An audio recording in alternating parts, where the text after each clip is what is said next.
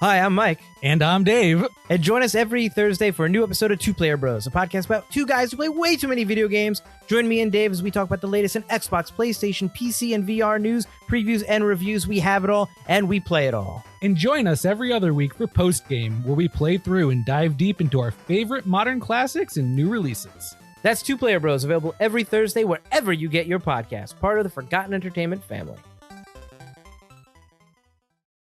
Hey, I'm Shamar. And I'm Andrew. We're going to be doing a deep dive on all the connected DC animated movies and their cinematic universe. Yes, I'm here to discuss the interconnected storylines and point out how jacked everybody is.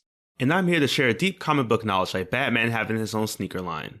So check out yet another DC animated podcast. Part of the Forgotten Entertainment family and coming soon wherever you listen to your podcast. Hello there, I'm Colleen. I'm Anders. And I'm Daniel. We're three nerds who met through our love of science fiction and fantasy storytelling. Of course, one of our favorites is George Lucas's signature achievement, Star Wars. And if there's one thing the internet definitely doesn't have enough of, it's nerds talking about Star Wars. So here we are with yet another Star Wars podcast, where every week we journey to a galaxy far, far away to discuss one of the films in the current Star Wars canon. We'll talk about how our relationship with the film has changed over time, how the film builds on what came before it, and forms our understanding of the Force. Finally, we'll provide you with some recommendations for other material you may enjoy if you love these movies. So this week, we're teaming up with Sky Guy and Snips to babysit the only cute Hutt, I guess, as we head back to Tatooine in 2008's Star Wars: The Clone Wars movie. Colleen, Anders, are we ready to leap headlong into danger with the two most impulsive Jedi? So long as I don't have to wear a tube top. Yeah. Might we have some refreshments? I mean, there's no reason we can't be civilized about all this. But you know what? Favorite parts. I know, it's just fantastic. All right, but let's get right into it. So Star Wars: The Clone Wars was released on August 15th, 2008. It was written by Henry Gilroy, Stephen Melching, and Scott Murphy, and directed in his feature film debut by Dave Filoni, the current Lord and Savior of Star Wars canon. We worship you, Dave Filoni. Dave, you're dope. This movie had kind of an interesting genesis. So it is the pilot for the Clone Wars TV series. And basically, George Lucas was watching the first few episodes of the show and thought, you know what, this looks really cool. Let's cut it together into a movie. So they just kind of did. Like, this movie literally exists because George Lucas said, that looks cool, let's make it a movie. And willed this into existence. So also, I love that he just started the idea of the show with Anakin Skywalker has a Padawan. And everyone's like, wait, no, he didn't. No, he doesn't. Yes, he does. Yeah, actually he does. And we're going to figure this out. Yep. He does that a lot. Very true. So this movie, I mean, these numbers are absolutely ridiculous when you think about them in terms of the idea that this is technically a Star Wars movie. The budget of $8.5 million. It made $35.2 million domestic, $33.1 million overseas, for a total gross of $68.5 million. So on its face, it's a pretty big success story in terms of budget to gross. It is the only Star Wars movie that's actually distributed by Warner Brothers, and it is officially the lowest rated Star Wars movie to date. And while that is technically true, at least on Rotten Tomatoes, it's for sure true. Yeah, at least on Rotten Tomatoes, it's the lowest rated. And you know, I feel like we're judging it on a different.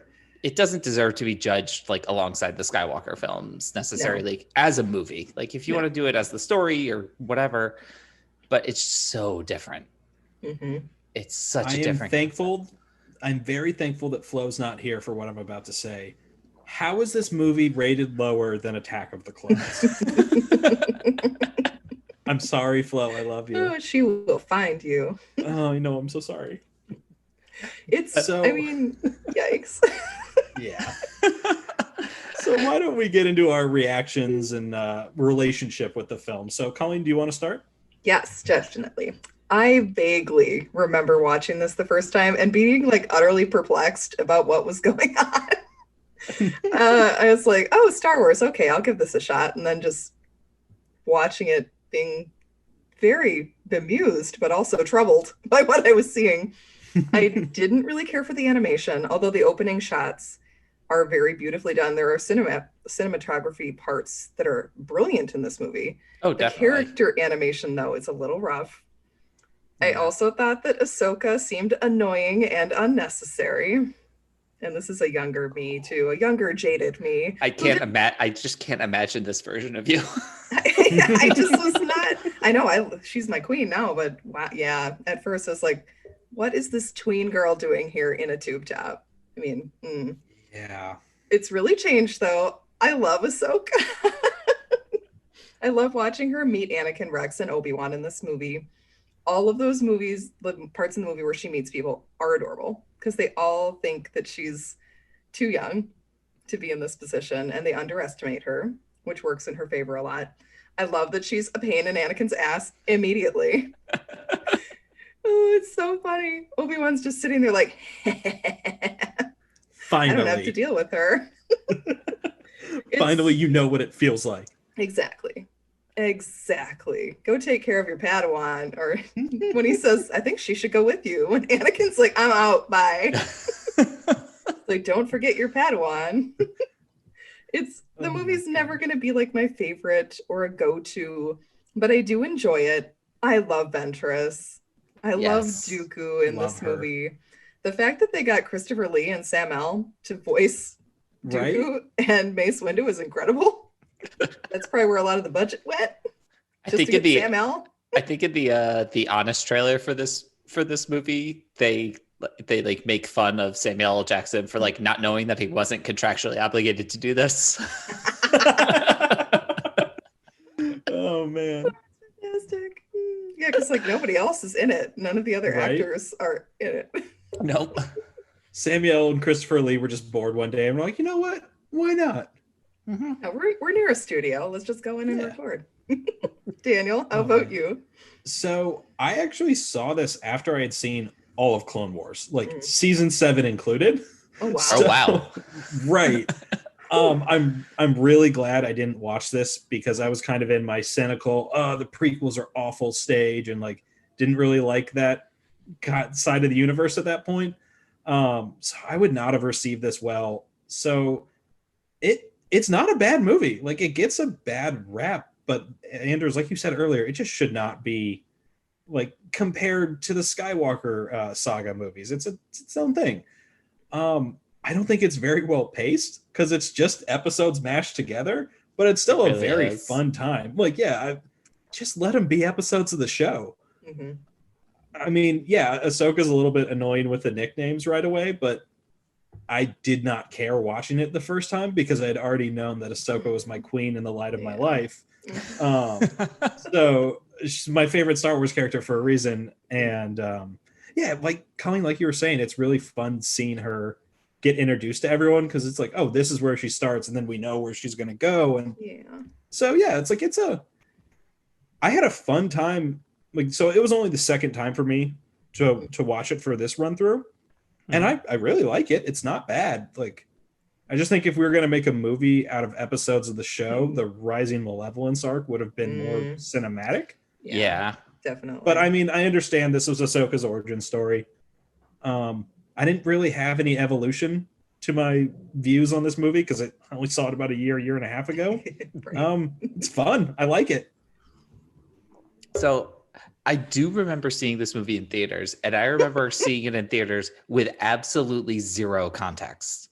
I had absolutely no idea that they were planning a TV show. I had zero idea that it was going to be animated. I had not seen a trailer. It was nothing. All I know was like I was looking at movie listings one day, and there was a Star Wars movie there, and I was like, "Oh, that looks like fun. You guys want to go? Yeah, let's go." And then it comes up, and I'm just like, "Wait, what the fuck is going on?" But I mean, I left the theater to be like, yeah, that was fun. Like, it wasn't anything spectacular, but it was kind of cool. I had no idea how much negativity was towards this movie until much, much later. Like, long after I had actually watched Clone Wars, Rebels, and gotten into everything like that. But I mean, on the whole, this movie, I texted it to you guys while I was watching it. I was just like, yo, this movie slaps, man. It's just fun for the sake of being fun. Mm-hmm. And I will absolutely die on this hill. If we never had Stinky, we would not have Grogu today. But did Stinky have to be so ugly? He's a Hutt, so he's a Hutt, so yeah. This is an anti-Hutt account over here. I mean, that's fair. They suck real bad. I don't know. This one has Colleen's favorite Hutt. But before we get into that, any particular ship shout outs? So I personally really like the Twilight. That's the Corellian G9 rigger class freighter that Anakin and Ahsoka steal in this movie. It does come back. Anakin keeps it throughout the Clone Wars TV show. Somehow. Yeah, he somehow I mean, Anakin's good at fixing things. Yeah. So he managed to put that bottom fin back on. I always like the look of those ships that have like just like one wing sticking out and one sticking down. On y'all's recommendations, I have since watched the cutscenes from Jedi Fallen Order. Nice. So their ship there and the way it kind of maneuvers that way is similar. This is a lot clunkier, but it was just really cool to see. I had no idea this was the introduction of it. I had totally forgotten about it since the first time I'd watched it. So when I was watching it this time, I was just like, wait. I was the Leonardo DiCaprio meme just sitting and pointing back like, I know that. Keep your eye on an Instagram for a Leo meme with Daniel's face on it. Yes. Oh my gosh, yes. The memes are the best. I love it. Okay, my chosen ship is Ventress and Obi-Wan. Yeah, yes. They got down at some point, people. We're just going to have to deal with that. But all right, if we're doing like real ships, I choose the Venators. This is the precursors to the Star Destroyer we see during the Imperial era. Still very large, still very scary, but they're the good guys right now. Woohoo! Yularen, he's just chilling on his Venator, waiting to be a good guy. Absolutely. Until he gets blown up on the Death Star because he's a fucking Imperial. Oh, man. So I also have to just mention Ventress and Obi-Wan real quick, because when I was watching this this time, my roommate comes into my room just as Ventress and Obi-Wan are having their fight. And I was, oh my God, I forgot how much they flirt with each other in this. It's so, like, that dialogue is sexy. But for an actual spaceship, the squid-looking Trident-class assault ship that Asajj Ventress has is so cool. Yes. Like, it's so neat, it's so unique, and she deserves something that stands out just like that. So yeah, hell yeah. Those ships are really cool, especially because the big separatist cruisers I think look really freaking weird. Like their big battleships look weird, so I really like that they get the squid ships. All right, one quick note on Obi-Wan and Ventress here that I just want to ask Colleen. I don't know if you actually know this off the top of your head.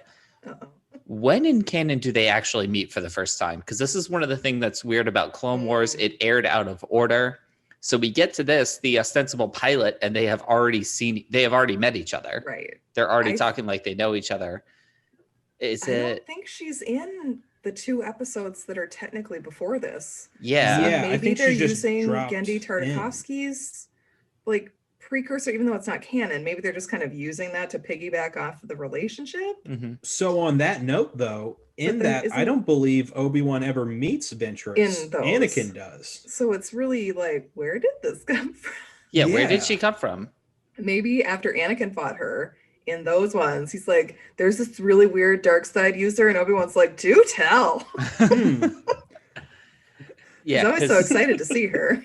Because they are amazing to watch together. And I keep thinking to myself, like almost every time I watch this movie or I watch a couple of her earlier Clone Wars episodes, I'm like, wait, is this the one where they actually meet? Which one is it? They're out of order too, so then it's even harder to tell. Exactly. Yeah. But I don't think she's in the 2 that technically come before this one. Yeah, I don't That's think pretty she much is. all Obi-Wan and Anakin on Christophsis. She's in the very first couple episodes that aired, though, which is the Yoda. The Yoda ones. Yeah. Yeah. All right, but moving on, our favorite aliens and droids. I just want to shout out this absolutely hysterical moment from what would have been like episode 4 of this arc, when they do a quick fake out and they make you think that C-3PO is like bombing Ziro the Hutt's place. Like Ziro the Hutt deserves to be bombed. He just like pokes his head Colleen, in and how is like, could you say that? No. Zero. The only one allowed to be Worse. from Space Texas is Eli. he pokes his head around the corner. Hello. Pulls it back, and then there's all these bobs, and you're just like, is 3PO going to be like a trooper here? And then, of course not. It's clone troopers, but Right. Oh, Of course. man. I do enjoy that moment. Oh man. So speaking of droids being just wonderful, the LEP servant droid. So that's the little comm droid from the beginning. He's got like the rabbit ears and he uses them to hold the video call disc for the Separatist general. Mhm. It was just so goofy because he like does this little twist unnecessary like motion to get the video disc in. He's so cute. I love him. I want one. Please send me one, George. I also want to shout out the AP unit that was like lying to the Jedi in the monastery. Shouts to my dude AP5 from Rebels, who could have organized an end to the war much faster if anyone would just listen to him. I love AP5. Shouts to our Snape droid now and forever. He is fantastic. Oh, can you imagine if he were in this movie? It would slap even harder, you guys. Okay, my favorite alien is Stinky. I think he's kind of cute, guys. He's got that little like smile thing going on. He will not grow up to be cute, but right now he's all right. His real name is Rota, but we'll always remember him fondly as Stinky, Jabba's son. He was actually intended to be an ongoing character in the TV show, but we only see him in the movie and then like a blink and you'll miss him moment in the season 3 episode. I think it would have been kind of cool to see how a Hutt was educated, because then in Aftermath we get the little Hutt that's being raised by Cobb Vanth in his village. So I'm like, I wonder like what could have happened. Is this like Stinky's kid that they found because they're on Tatooine and like, oh. I just need to know that I need someone to tell me, just for my own sanity, that Hutts reproduce asexually. Jabba just kind of spit Rhoda out. No one had to make him. Oh God, something that I had never let come into my brain, and you have just let loose terror. Hutts fuck, y'all. Oh God. All right. There's my sadness for the episode. Yes, we did it. No other sadness for this episode Yeah. for Daniel. Oh my gosh. All right. Well, moving on from that terrifying thought into our untouchables and unbearables. What about this movie is absolutely perfect, and what just straight up doesn't work? Oh man. Well, That last comment apparently. Yeah, that does not work for me at all. But what does work for me in this movie is, even though like it's a kid's show, that's what it is. It's just a kid's show made into a movie. The battles have some grit to them. Like the very beginning of the movie, we see a clone's helmet gets blasted off immediately. Like he gets shot in the face and the helmet just goes flying off. And you're like, oh damn, okay, they're gonna do this stuff.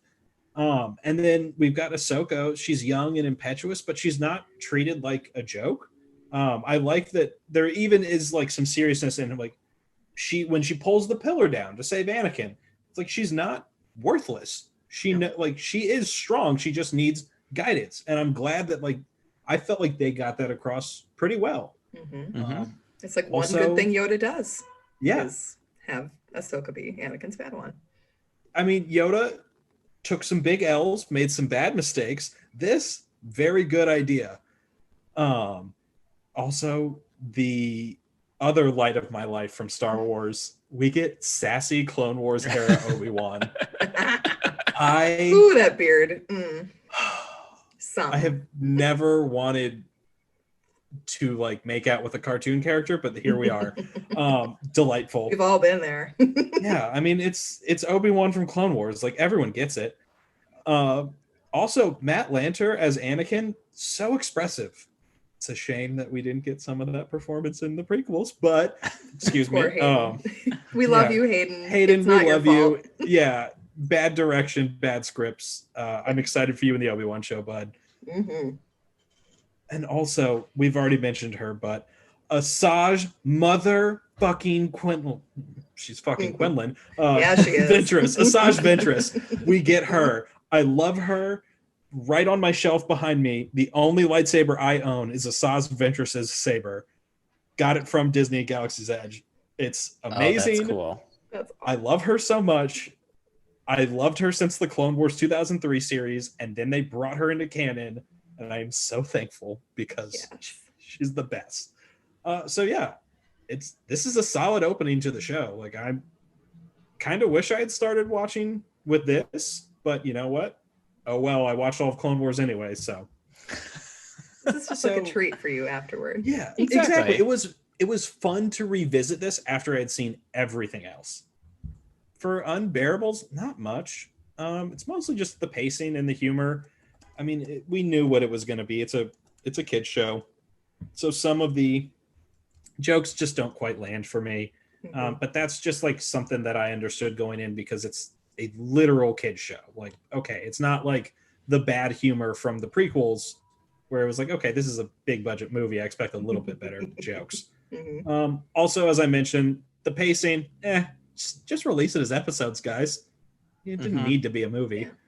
So, Or edit it a little differently. Like, you stick edit some of it like a little bit better. You put like Padme's stuff kind of closer to the start, so it's peppered throughout. She doesn't just show up in the last 20 minutes. It felt too episodic. Like you could have just changed some of the order of events to make it flow more like an act structure in a movie. Because some stuff would just come out of nowhere. Like, we introduced Padme in the back third of the movie. Like, what? Yeah. What are we doing? Comes out of nowhere.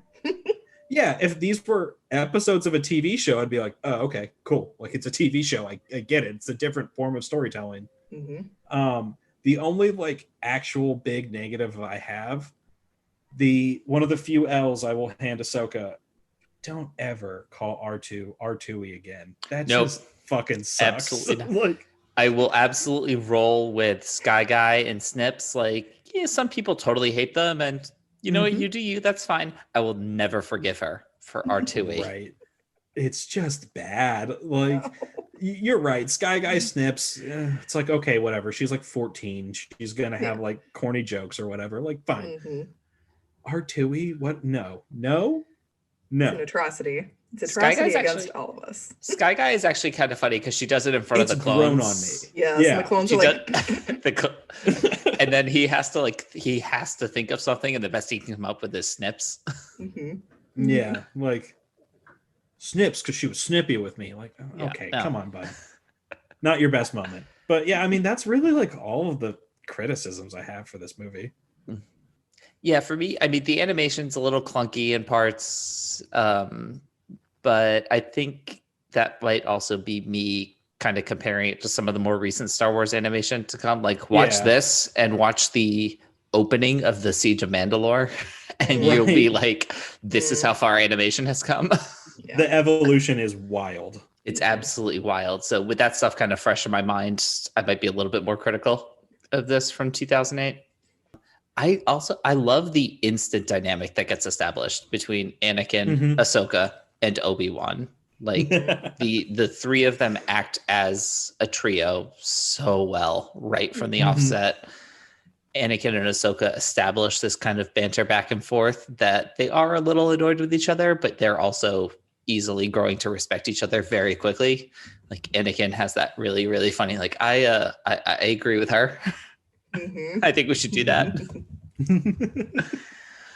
You mentioned Ventress's lightsaber.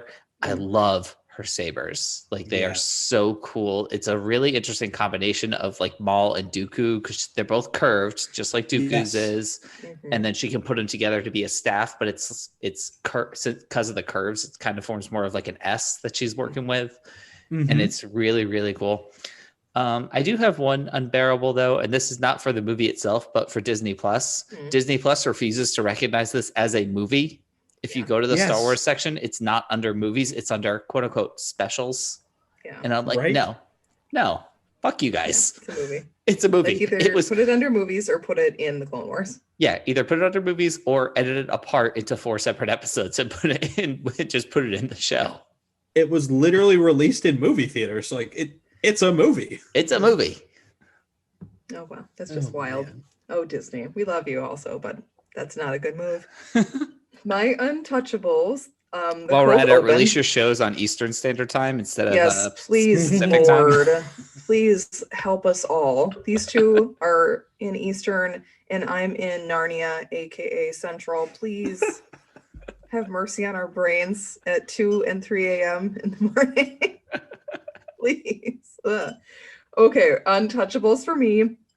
The cold open with sound only is really fantastic. Yeah. Just hearing D. Bradley Baker already killing it as every single clone yell in this movie and in the series. He's the best. And this kind of gave it that Band of Brothers feel that I wish the rest of the movie had been. Like, I wish it had focused a little bit more on the clones than on our main trio. But you have to have the main trio because that's what putting butts in the seats. You can't have the clone stuff until later, which then we could appreciate more. And then go back and watch this movie and be like, but where's Rex though? What are Rex and Cody up to? I really like the opening section when Ahsoka arrives. Obi-Wan's face when Anakin realizes that she's his Padawan is hysterical. Yes. He's like, haha, you're getting a kid just like you. Suck it. And then he just leaves. It's great.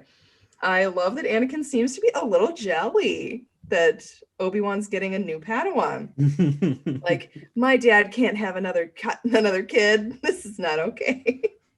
Even though he's then glad that it's not going to be his Padawan. Haha, we got you again, Anakin. That's a time. Just like, oh, poor buddy. Ashley Eckstein is a delight. Full on Yes. delight. Perfect as Ahsoka.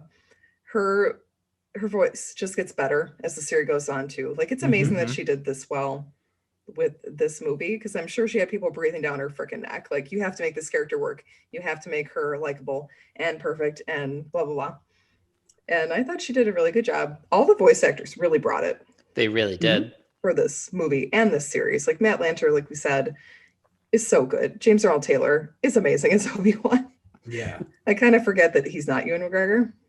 Right? With his voice like does that. Very good. So good. And then Ventress. We just have to keep shouting out Ventress because she is a queen. And her banter with Obi-Wan is top drawer. Just fantastic. When she throws her cape dress at him, Yes. Oh yeah. I was like, I need a fan to just like thwarp Yes. open and fan myself with. Yes. Like, oh, she's stripping. Interesting. Obi-Wan likes to do that too. He likes to toss his cape off at a moment's notice. This is perfect. Okay, Unbearables. Ziro the Hutt. No.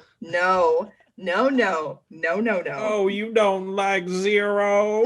Okay. Not only is he in this movie, he's also in the show. I know, it's the worst. He is okay. He is the worst. He's weird and he sounds so ridiculous. I do kind of like it's what I'm assuming is like blacklight tattoo work. Those are cool. Like, that It is was kind a of cool idea. Yeah. His But little yeah, mohawk thing though, no. And his mohawk with the feather boa and all that stuff. No. I will say I was a little jealous and wanted to do Space Hookah. I was like, that looks Yeah, fun. the space hookah did look fun. That does look I was fun. like, I Jabba want to do had one of Space those- Hookah, but I don't want Zero there. Jabba had one of Yeah. those back on Tatooine though, in Yes, he Return did. of the Jedi. Anders, who's the Hutt from the Lego show? Because we could have had him instead. Oh, Graballa the Yes. Hutt. Could we have just had that Hutt instead? Because I like him. Graballa the Hutt. All he wants is to make Gravalla's beachside resort and buffet on Canto Bight. Yes, make it a thing. That should No have one been a believed. thing. No one believed in him. Not Jabba. Not anybody. But he made his dream a reality, and then forgot insurance. Whoopsie doodle. Yes, we should have had him instead of the atrocity that was visited upon us in Ziro the Hutt. All right, I do have one question about this movie for you, and this is a question for not only the movie but the show itself. I'm wondering where we stand on the newsreel opening. So there's that Tom Kane narrated bit that carried over into the show, and I never disliked it. I like it in a lot of cases, but there are so many times, like this movie included, that I feel like they're just yada yadaing over some important details. Like from this movie, I feel like, the actual kidnapping of Stinky would have been a really cool, like, breaking and entering opening sequence. Mhm. And instead, we just get someone mention that it happened. There are a lot of episodes, and this is also a problem with the fact that the Clone Wars aired out of order. So unless you're watching it in order, you feel like you're missing something. Like you see these like montage intros and you're like, wait, was that in an episode or was that? I feel like that there are extended versions of every Clone Wars episode that have really, really cool things in them that I never get to see every time I watch those newsreels. That's a very fair point, because it is like a newsreel. Like they're cycling through, people are watching the wartime stuff because it's partially entertainment. Let's be real. For the galaxy that's not in the war, it's very United States goes to the Civil War battlefield because they think it's going to be a great day for a picnic. Yeah. That kind of thing. It's very realistic, but it can be distracting. I don't super mind it. Sarah and I actually lampoon it in our Clone Wars season 7 coverage. We loved doing those parts. It's a little corny, but it does give that kind of nostalgic feel. And I love Tom Kane's voice work. Like he can do this absolutely. and he can do Yoda. Like he's also Yularen. And Yularen, yes. So good. I like the idea that Yularen is the narrator too. Right? I do like it. I know that it is kind of goofy, but it's just fun. It reminds me of like how much the original trilogy was influenced by a lot of like 40s and 50s movies that George Lucas grew up watching. So I was like, that's a cool nod to kind of some of the inspirations that brought Star Wars to us. And yet Tom Kane's just great. So they're goofy, they're fun, and I like them. It's in Legend of Korra, they also do similar hello, welcome to the show. We're going to tell you about what happened. Yeah, they do. And I don't know, like something about it is just But in Korra though, I'm trying to remember now, because in almost every show that's out there, if they do something like this, it's like it's the previously on. It's kind of catching you up on the episodes that came before. But in this case, it's actually filling in the in between from the episodes. So you know what it feels like to me? It feels like we're not going to have opening crawls in these. So what's a way that we can kind of do our own That's cool. version of an opening crawl? That's interesting. I never thought about it like that. Yeah. I always figured that Varric was doing the That crawl would be kind of great. stuff for Legends of Korra. I was like, oh, that's just Varric talking. Oh, absolutely. I love that it actually just turns out that it's the in-universe announcer for like pro bending stuff. Yeah. I'm Shiro Shinobi.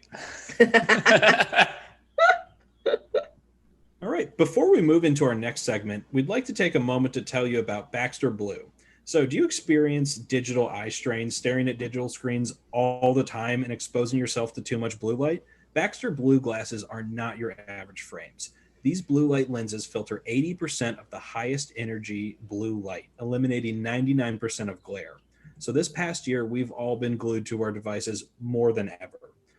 So I personally need new glasses. Right? Just all day looking at screens.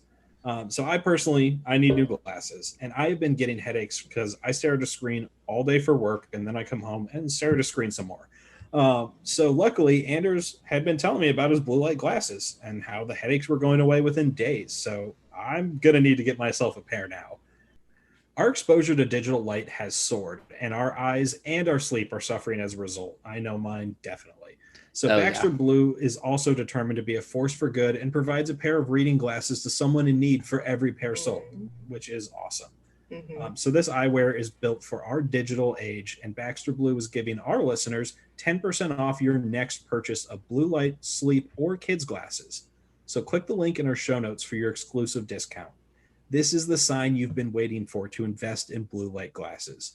We know you'll love your Baxters, and we know that you'll feel the difference. We'd also like to take this opportunity to tell you about our new partnership with Fiverr. Do you need a freelancer to help you design your website or WordPress? Or maybe you just need someone to help you write some expert articles or blogs for it? Or an expert presentation designer to help with that next big work project? Look no further than the #1 freelance marketplace, Fiverr. You can find designers, programmers, and more within seconds, some for as low as just $5 per gig. Fiverr is the ideal tool to help you with your pressing projects. Just post your gig or start a search for freelancers and you're off. Don't deal with the hassle of finding freelancers by yourself. Let Fiverr help you. See the link in the show notes on how to get started. Just you should note, Yet Another Star Wars Podcast is an affiliate partner of Fiverr. We may receive commissions on purchases and services you buy after you click the link. These commissions help support the growth of Yet Another Star Wars Podcast, and we appreciate your continued support. So now let's move into how this film builds on what came before. And I wanted to start, I know you said, Colleen, earlier, you wish we had focused more on the clones in this movie, but it does start to give us a much deeper look into the clones' fighting abilities. Like, we had the battle in Attack of the Clones. We had them basically just marching in formation and firing on the Jedi in Revenge of the Sith. But here they really do kind of get a chance to shine. They are fighting. They are jumping all over the place. They are showing off how good they are with a blaster.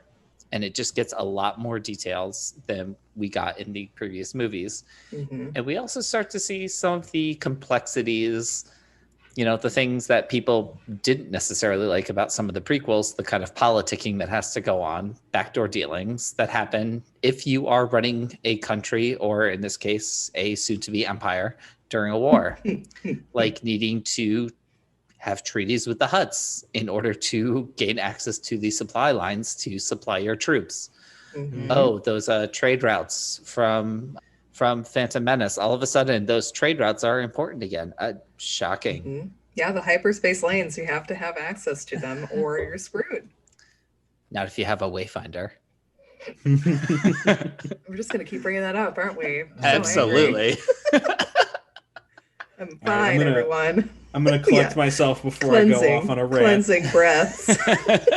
So I'm going to focus myself by remembering that I get to talk about Ahsoka Tano. So she is the canonical Padawan of Anakin Skywalker. So she's not mentioned in the prequels or the originals, but her fingerprints are all over this universe. She is an integral part to the animated series. And even though we never get her in the original or prequel movies, she never feels forced. Like, she feels so tied to this world. So the fact that we got her introduced in this movie and she became who she became is just phenomenal. Love her. The fact that people lost their minds when Dave Filoni wore that Ahsoka Lives shirt is only shows how much she means to people. It's so wonderful. And now we're getting an Ahsoka show, you guys. Can't wait. Sabine's there or we riot. Yeah, that is so true. Yeah, if at the end of that show there is not a Grand Admiral named Thrawn or a lost Jedi named Ezra Bridger, we are going to throw some hands. We're not expecting too much, just those couple things. Anything else is fine. I would also enjoy seeing this person, who's my pick for people we're getting introduced to in this movie, Rex, our little clone Captain Rex. I love him, guys. I love him so much. Oh, yeah. His quotes, he's so cute with Ahsoka. His quote, "Experience outranks everything." When she's like, "I outrank you because I'm a Jedi, blah, blah, blah." And he's like, He will soon call her Commander. Yes, he will. When she earns that title. It's so cute, you guys. I love it. We really had no idea how integral this clone captain would be to so many different character storylines, since we'd only met Cody in the prequels. And they mention Oddball, but we don't really get to know him at all. We kind of get to know Cody a little bit. So watching his initial interactions with Ahsoka, and that he already knows how to roll with Anakin's crazy plans, makes him just so endearing to the audience. He's kind of our audience avatar, watching the crazy Jedi try to get shit done and wondering how the hell they do it. But just accepting that they're going to do it. He's like, no, we're going to be fine. Anakin will come for us. His faith in Anakin is so great to see. That is a really sad moment when Anakin has to radio him and be like, we're not going to be able to make it back. He's like, we have to take the Huttlet. Yeah. And you see it on Rex's face. He's like, he's so sad, but he also completely understands. He's like, you're my general. Like, I know what I have to do. And I know what you have to do. This was the mission. Yep. And I just have to say, Rex's armor is so cool. Yeah. Oh, yeah. He's the most badass out of all of them. And his blonde hair. I love that he just is like, fuck it, I'm dyeing my hair blonde, guys. You gonna tell me what? And then lastly, we have what this film teaches about the Force and Force abilities. And we don't really get anything new necessarily in this movie. Obviously, this takes place between two already existing movies. So to introduce a new Force ability would be kind of weird. But it does allow, the fact that it's animation allows things that we know Jedi are able to do to really, really shine through. Yeah.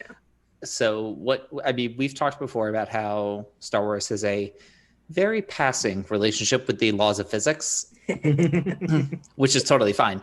But once you move it from live action into an animated world, everything gets to kick up a notch. The Jedi characters are able to move so much more freely. They are so much faster. Those force jumps are so much higher than they can do in live action. I actually think the animated content may have soured me a little bit more on some of the fight scenes in the live action movies when I'm like, God, they're moving so slow because I've seen them all move so fast. Yeah.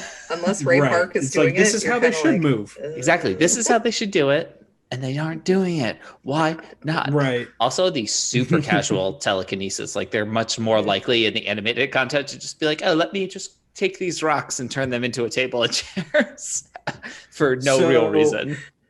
Speaking of casual telekinesis, on the very opposite side, on the hardcore telekinesis, when Dooku like makes the sandstorm and throws it at Anakin, absolutely, that was wild. Which is one of those fun things that you really wouldn't get to see in live action. He would just be shoving him in live action, and here they get to just spice it up. Yeah, they get to show their techniques more, which is cool. And it's all on display right from the jump. I mean, storming the monastery, that like you would not see a scene that looks as good as, even though the animation's a little clunky here, if you tried to make that like storming the monastery scene where they're going up the side of the cliff and like just jumping from walker to walker in live action, it just would not be as good because you would be like, oh, that's the crappy digital stunt double. That's that. But here, since it's all already animated, it's just seamless. Yeah, you're able to suspend your disbelief a lot easier. Completely. Yeah. Well, all right, guys. I think one thing before we move on. All right. We didn't talk about this. How do you guys feel about the random guitar riffs in action sequences? They feel kind of out of place to me, but at the same time, I was sitting there kind of like, hell yeah, dude. Like, it's just goofy and fun, which is what Star Wars should be at the end of the day in my mind. Like, I mean, yes, we all love our serious moments, but also I just enjoyed the hell out of myself. So how do y'all feel? I think I'm going to go right along with you, Daniel, and just say my original line for the top. You know what? It slaps. Yeah. I don't mind it. It didn't detract from the experience for me at all. Exactly. I mean, there's got to be some sort of rock music in Star Wars. I mean, Zeb in Rebels listens to more hardcore music. I mean, hey, the very opening of Jedi Fallen Order, the video game, Cal is listening to music, which is done by a real-life Mongolian band. Yes. Interesting. I need to listen to more music. I don't listen to music. I find myself not listening as much because I listen to podcasts now. Unless I'm writing, and then I listen to music. I listen to podcasts on my commute, music at work. Music at work. Podcasts, I've got audiobooks, and now I work from home, so I've got Netflix at work. Oh, I couldn't do it. I'd be so distracted. Oh, I have when I was working from home, I just had Clone Wars on like in a loop. So I'd have something in the background making noise. Otherwise I would go crazy. I was the guy in college who I studied in the library once, and it creeped the hell out of me. It was so still and silent. Like I would be like, no, I want to be in my room with a movie and something on my computer and like 5 things happening to going on around me. Yeah, I can't write of watching when there's no sound. Speaking of watching things at work, in my old position where I could just like do it with my eyes closed, what I would do is I was packing like paperwork all the time. So I used to just take my phone when I still had a large like iPhone 8 Plus and watch Rebels episodes on that because I was supposed to watch it with my best friend, now roommate. But I would tell him like, "Hey, I watched like 3 or 4 episodes at work. I'm sorry, we're gonna have to skip ahead." Oh yeah, when I was doing my computer coding training that I went to, it was like a 9-week boot camp style training thing. Good Lord. We would have like our assessment days, which is just they give you like a set of coding challenges to do, and however you get them done, they'll do a review. And I'd be there doing mine, and I had my phone with like last night's like Arrow or The Flash or something on it, like right next, and people would be like, "You're in the middle of your assessment and you're watching like Arrowverse shows, like what the heck?" And I'm like, "Oh yeah, I'm good." You not? Yeah, I'm fine. I'm good. Some people thrive on that.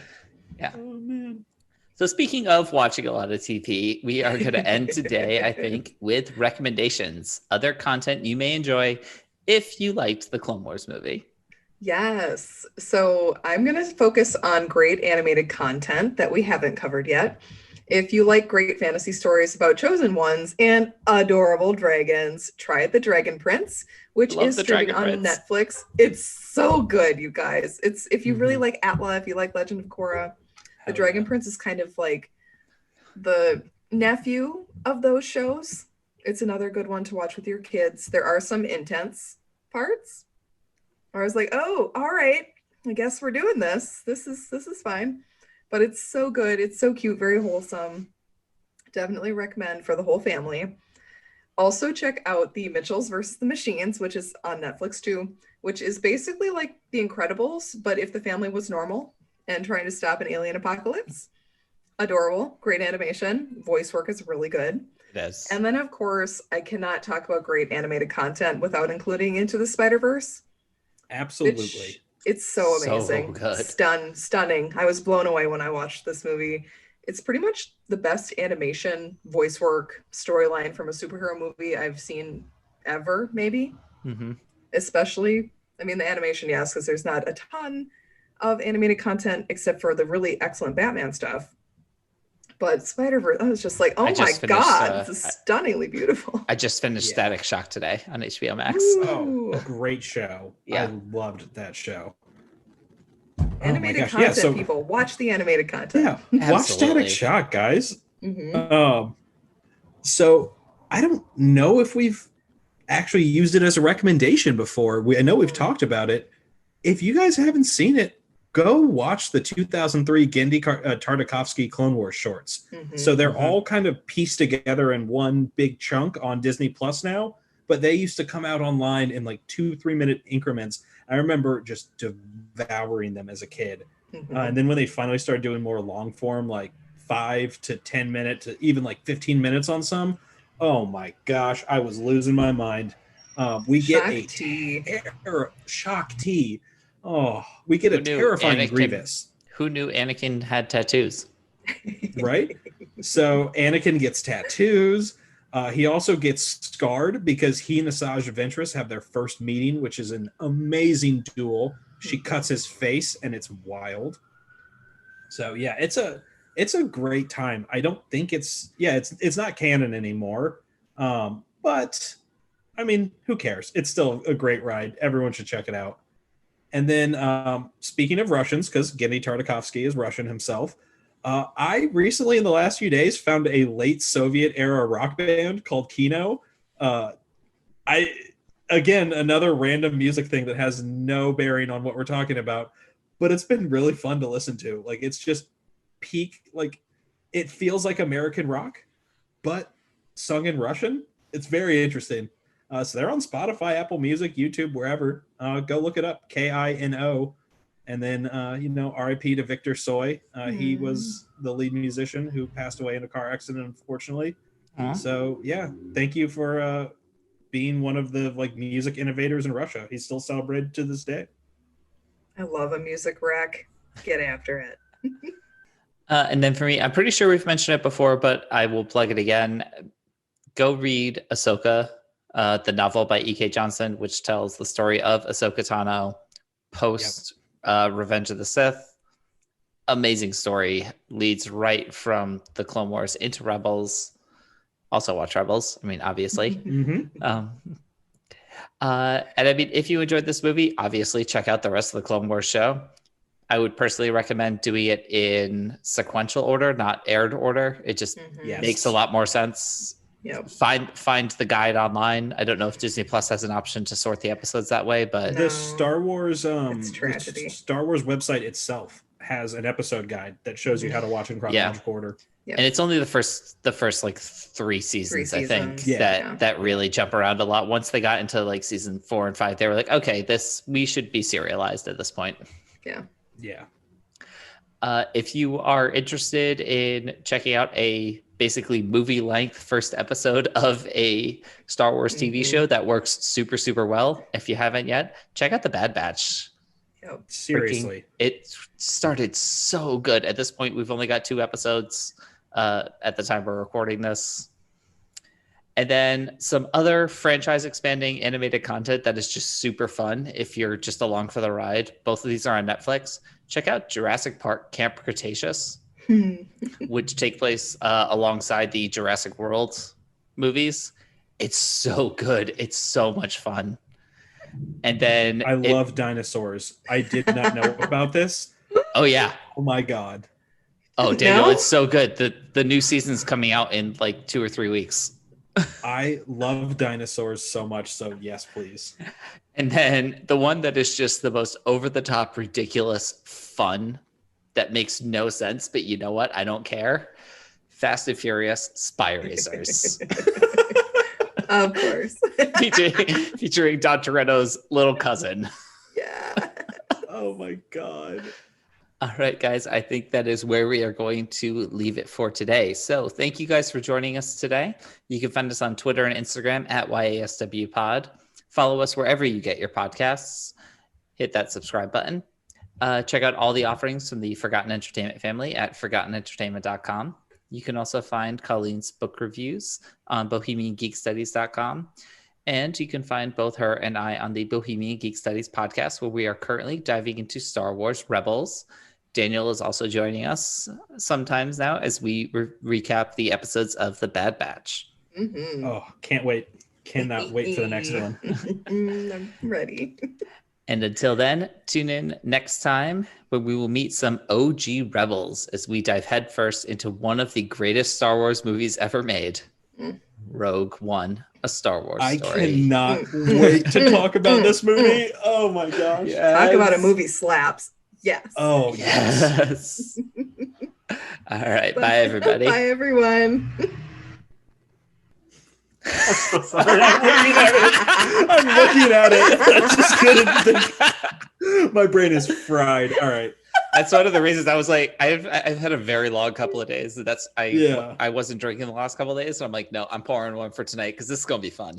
Yeah. We don't. Oh, man. All right. And I'm ready whenever you guys are. We're Hello. 3 nerds. I thought we were My going bad. I thought we were just going to start again too. All right. Okay. Go, Daniel. Go. No, Colleen, just start from the top, please. It Okay. makes it so much easier on my end. Yeah. That's true. It makes it easier. Okay. You should leave all of this in. And take.